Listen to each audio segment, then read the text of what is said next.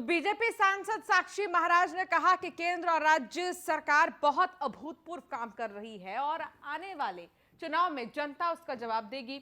विपक्ष पर निशाना साधते हुए उन्होंने कहा कि अखिलेश यादव सावन के अंधे की तरह सब हरा दिखता है। अखिलेश यादव को सुनिए क्या कुछ कहना है।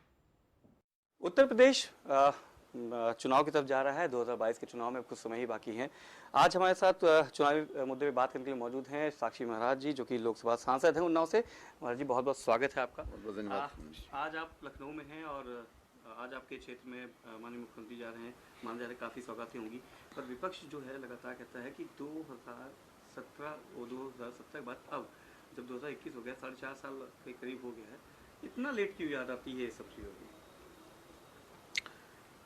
देखिए, विपक्ष को मुद्दे उठाने का अधिकार है, लेकिन विपक्ष कोई मुद्दा नहीं उठा रहा। विपक्ष की स्थिति खिसियानी बिल्ली खंबा नोचे उस वाली हो गई है।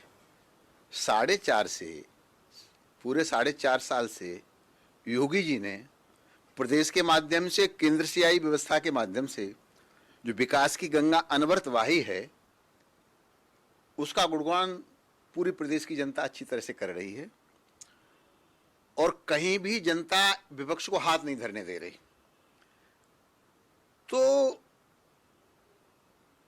मुद्दों की बात न करके विपक्ष के लोग योजनाबद्ध तरीके से कुछ ऐसे तुष्टीकरण के मुद्दे, हिंदू के, मुसलमान के, मजहब के मुद्दे उठा करके, जो देश की आजादी के बाद शुरू हुआ था खेल, तुष्टीकरण की राजनीति के आधार पर देश का बंटवारा किया गया और तब से कांग्रेस और दूसरे फिर उनके निकलने वाले जितने भी अनुसांगिक संगठन थे, वो तुष्टीकरण के आधार पर राजनीति करते रहे। ये वही प्रदेश है जिसमें इस प्रदेश के एक मुख्यमंत्री ने कहा, अयोध्या में और भी राम भक्तों की हत्या करने की आवश्यकता होती तो मैं हत्या करता। किसने कहा? तुष्टीकरण का हिस्सा किया ना, तुष्टीकरण का हिस्सा था ना। तो भारतीय जनता पार्टी राष्ट्रवादी सोच की पार्टी है। तेरा वैभव अमर रहे हम दिन 4 रहे न रहे।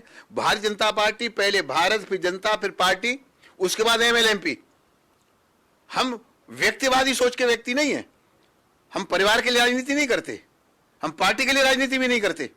हम राजनीति केवल राष्ट्र के लिए करते हैं और कुछ लोग केवल जाति के लिए राजनीति करते हैं, अपना अस्तित्व बचाने के लिए राजनीति कर रहे हैं, तुष्टीकरण की राजनीति कर रहे हैं। तो अब भरमार है उत्तर प्रदेश में, लोग आए लेकिन कुछ मिलने वाला नहीं। महाराज जी जो बताए थे किस तरीके से उत्तर प्रदेश में जो भारतीय जनता पार्टी है उसमें केंद्र और राज्य सरकार ने मिलकर जो काम किया है वो अभूतपूर्व है और उसी के लिए जनता 2022 में एक बार फिर से भारतीय जनता पार्टी को, योगी सरकार को रिपीट करेगी।